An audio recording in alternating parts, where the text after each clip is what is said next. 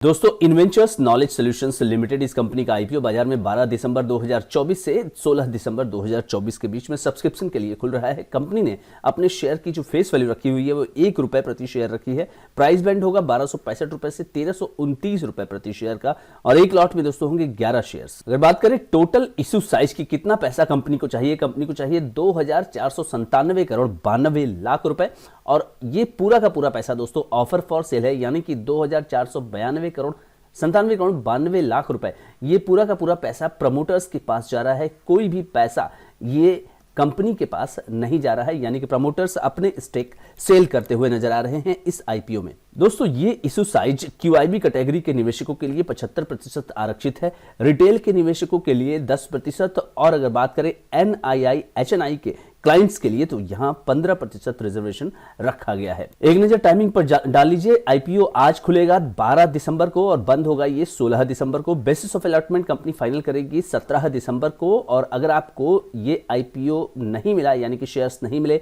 तो आपका पैसा रिफंड होगा 18 दिसंबर को। अगर आपको शेयर्स मिल गए तो 18 दिसंबर को ही आपके डीमैट अकाउंट में क्रेडिट हो जाएगा और एक नई कंपनी यानी कि इन्वेंचर्स नॉलेज सॉल्यूशंस लिमिटेड ये 19 दिसंबर को मार्केट का हिस्सा बनेगी। किस तरह से यहां पे एप्लीकेशन करना है, अगर आप 2 लाख से नीचे अप्लाई करते हैं, यानी आप है रिटेल निवेशक, तो आपको मिनिमम एक लॉट के लिए 11 शेयरों के लिए अप्लाई करना होगा 14,619 रुपए और एक एक करके आप बढ़ेंगे 2 लाख के नीचे ही रहेंगे 13 लॉट तक 143 शेयर तक पहुंचेंगे 1,90,047 रुपए। और अगर बात करें 2 लाख से 10 लाख रुपए तक के निवेशक जिनको कि SHNI कहा जाता है, यहां पे मिनिमम 14 लॉट के लिए 154 शेयरों के लिए आपको अप्लाई करना होगा 2,04,666 रुपए और SHNI में ही अगर आप 10 लाख रुपए के नीचे तक ही रहेंगे, एक एक करके आप बढ़ेंगे 68 लॉट तक पहुंचेंगे और 748 शेयर्स के लिए लगाना होगा 9,94,092 रुपए। और अगर आप 10 लाख रुपए से ऊपर लगाना चाहते हैं तो आपको कहा जाएगा BHNI, यहां पर मिनिमम है 69 लॉट्स और 759 शेयरों के लिए आपको लगाना होगा 10,08,711 रुपए। तो जहां पर भी आप उचित समय समझे वहां आपको एप्लीकेशन लगाना होगा। अब आइए दोस्तों बात कर लेते हैं इन्वेंचर्स नॉलेज सॉल्यूशंस के बिजनेस मॉडल पे कि कंपनी करती क्या है। कंपनी इनकॉर्पोरेट हुई थी 2006 में और कंपनी प्रोवाइड करती है services to health care enterprises, यानी कि हेल्थ केयर में जो कंपनियां काम करती हैं उनको कंपनी सर्विसेज प्रोवाइड करती है जो उनके एडमिनिस्ट्रेटिव कोर्स और वर्क से रिलेटेड होती है। कंपनी जो है डॉक्टर को सहायता करती है और अदर हेल्थ केयर प्रोवाइडर्स को सहायता करती है ताकि वो अपना पेपर वर्क और एडमिनिस्ट्रेटिव टास्क पर ध्यान न लगा करके वो काम इनको दे दे। और IKS हेल्थ ऑफर करती है सर्विसेज जैसे कि क्लिनिकल सपोर्ट, मेडिकल डॉक्यूमेंटेशन जो भी रिपोर्ट्स वगैरह मैनेजमेंट होता है उसका, और वर्चुअल मेडिकल स्क्राइबिंग और इसके अलावा और भी जो भी एडमिनिस्ट्रेशन से संबंधित सुविधा होती है वो ये हैंडल कर लेती है। इनकी सर्विसेज से दोस्तों होता क्या है कि हेल्थ केयर टेक्नोलॉजी जो कंपनियां होती हैं उनकी जो सेवाएं होती हैं वो काफी फास्ट और इजी हो जाती है और पेशेंट को सुविधा होती है कि पेशेंट की सुविधा आसानी से हैंडल कर ली जाती है क्योंकि एडमिनिस्ट्रेटिव बर्डन जो है वो हेल्थ केयर कंपनियों के ऊपर नहीं रहता है। इन्वेंचर्स नॉलेज सॉल्यूशंस लिमिटेड ये चीज जो है एक प्लेटफॉर्म के माध्यम से प्रोवाइड करती है जिसमें कि कंपनी आउट पेशेंट और इन पेशेंट केयर में ये सुविधा देती है। अब देखिए यहां पर आउट पेशेंट सर्विस फैसिलिटीज में कंपनी एम्बुलेटरी केयर प्रोवाइड करती है और medical care without requiring admission to hospital और अदर फैसिलिटी इंक्लूड ये observation, consultation, diagnostic, rehabilitation, intervention और ट्रीटमेंट सर्विस। इतना जो है कंपनी सर्विस जो है वो प्रोवाइड करने में हेल्प करती है इन कंपनियों की। और अगर इन पेशेंट केयर की बात करें तो यहाँ पे मेडिकल ट्रीटमेंट प्रोविजन जो पेशेंट का है जो कि एडमिट हो गए हैं उनके लिए जो है कंपनी ओवरनाइट स्टे और एक्सटेंडेड ड्यूरेशन जो भी वहां पे जरूरत होती है एडमिनिस्ट्रेटिव काम में, पेपर वर्क में, वो कंपनी करने में हेल्थ केयर कंपनियों की मदद करती है। अब दोस्तों अगर बात करें सितंबर 2024 की तो IKS सर्व कर रहा है 778 हेल्थ केयर ऑर्गेनाइजेशन में जिसमें कि हेल्थ सिस्टम भी है और मल्टी स्पेशलिटी मेडिकल ग्रुप है और अदर आउट पेशेंट और इन पेशेंट प्रोवाइडर्स को है। की जो क्लाइंट्स हैं, जो बड़े क्लाइंट्स इसमें हैं, उसमें है general Brigham incorporation, Texas health care और द GI अलायंस, ये इनके की क्लाइंट्स हैं। कंपनी के पास 13,528 एम्प्लॉइज हैं जिसमें कि 2,612 क्लिनिकली ट्रेंड प्रोफेशनल हैं और सेल्स फोर्स जो कि कंपनी के जो मेन बाजार है यूएस, कनाडा और ऑस्ट्रेलिया, वहां काम करते हैं। दोस्तों को बात करें कंपनी के स्ट्रेंथ की, तो कंप्रिहेंसिव वन स्टॉप प्लेटफॉर्म है जिसमें कि डाइवर्सिफाइड सर्विस कंपनी देती है, जिसमें कि आउट पेशेंट और साथ ही साथ इन पेशेंट का केयर किस तरह से होगा, जिसमें कि सारे स्टेक होल्डर्स को यहां सहायता होती है, यानी कि patient, physicians, nurses, health care organization, इन सबको एक ही प्लेटफॉर्म पे कंपनी ला करके यहां रख दी है।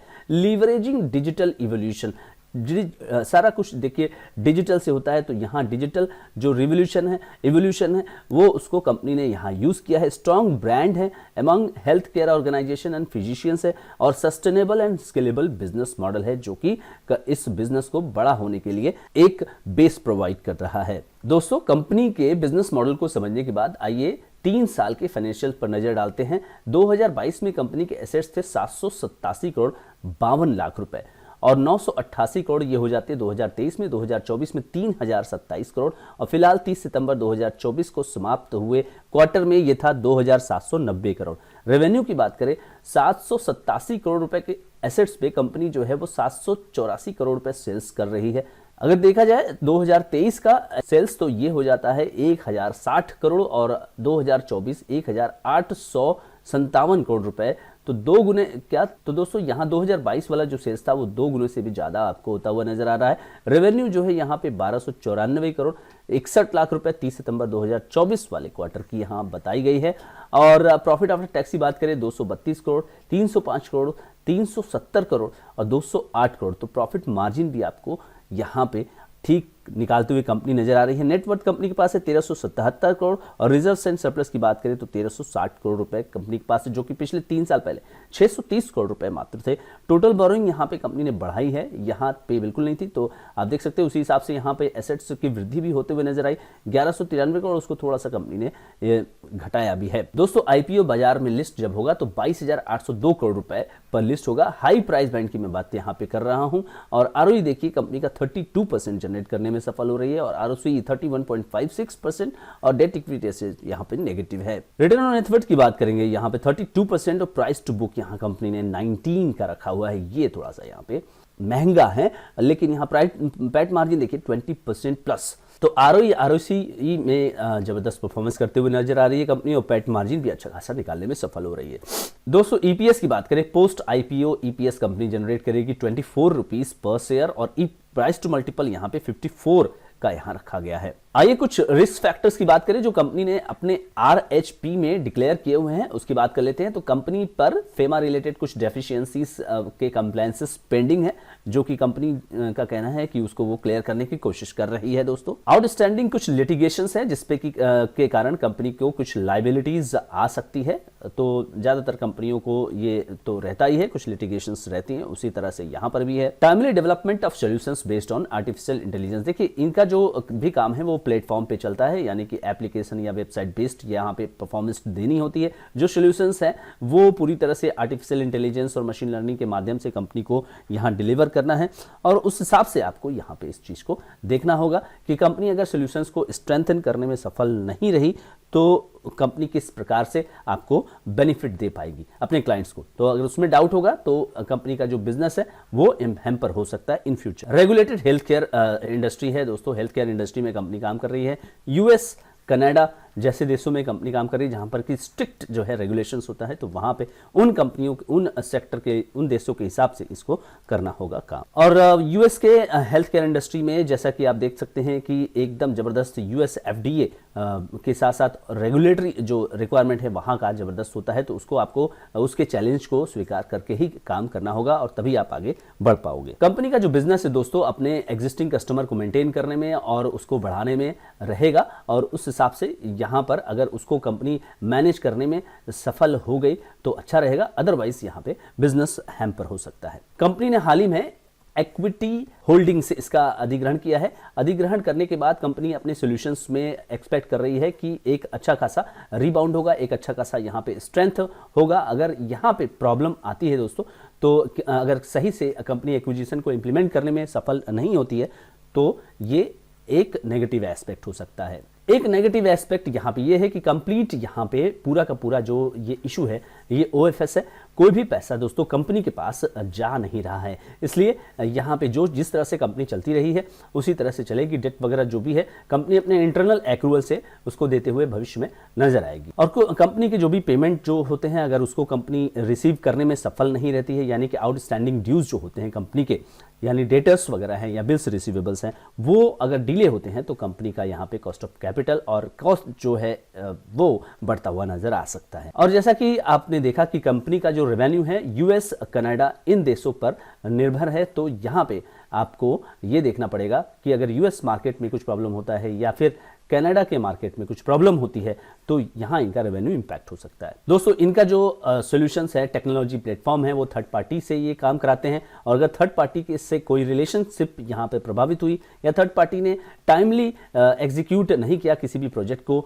तो यहाँ इनकी समस्या हो सकती है। और कंपटीशन तो हर बाजार का यहाँ नेचर होता है। कंपटीशन अगर ये मैनेज कर ले गए तो एक अच्छी बात होगी, अदरवाइज कंपटीशन के कारण पैट मार्जिन पर दबाव हो सकता है। तो दोस्तों अगर बात की जाए इन्वेंचर्स नॉलेज सॉल्यूशंस के इस IPO की, कंपनी ने पूरी तरह से यहां पर OFS लाने का निश्चय किया और OFS के बाद यहां भी प्रमोटर्स की जो संख्या होगी परसेंटेज वाइज अगर देखा जाए तो करीब करीब 60% यहां प्रमोटर रहेंगे। कंपनी जिस सेक्टर में काम कर रही है, हेल्थ केयर सेक्टर में काम कर रही है, हेल्थ केयर सेक्टर के यहां कंपनियां जो हैं उनको असिस्ट कर रही हैं उनके एडमिनिस्ट्रेटिव काम में। इस सेक्टर में कंपनी जो काम कर रही है वो भारत में नहीं कर रही है, इसका पूरा का पूरा जो बेस है वो US, कनाडा जैसे देशों में यहाँ पे कंपनी के क्लाइंट्स हैं उनको ये सर्विस देने में काम कर रही है। तो जब तक US का मार्केट फ्रेंडली है इंडियन कंपनियों के लिए और जब तक इस तरह की कंपनियों के लिए फ्रेंडली है, US हो या कनाडा हो, तो वहां कंपनी का बिजनेस डेवलप हो रहा है तब तो अच्छी बात है, अदरवाइज ये एक रिस्क का फैक्टर होता है। कंपनी के अगर बिजनेस मॉडल की बात की जाए तो यूनिक बिजनेस मॉडल यहां पे नजर आता है कि कंपनी जो भी कर रही है वो हेल्थ केयर सेक्टर के एडमिनिस्ट्रेशन वाले काम को हैंडल करने में जो कर रही है वो एक यूनिक एक जो गैप है, जैसा कि ज्यादातर जो IT कंपनियां करती हैं, उस गैप को एड्रेस करते हुए नजर आ रही है। अगर यहां बात करें कंपनी के हाल के वर्षों के परफॉर्मेंस की, तो कंपनी का जो रेवेन्यू है वो भी अच्छा खासा बढ़ा है और साथ ही साथ कंपनी का जो पैट मार्जिन है वो भी आपको ठीक नजर आ रहा है। तो दोस्तों यहाँ पे जिस तरह से कंपनी का बिजनेस मॉडल है वो मैंने आपको बताया, फाइनेंशियल स्ट्रेंथ भी बताया, तो क्या आपको लिस्टिंग गेन के लिए यहाँ पे देखना चाहिए? अभी फिलहाल अगर आप बात करें GMP ट्रेंड की, तो GMP ट्रेंड यहाँ पे करीब करीब 30% का चल रहा है और आज ये IPO खुल रहा है।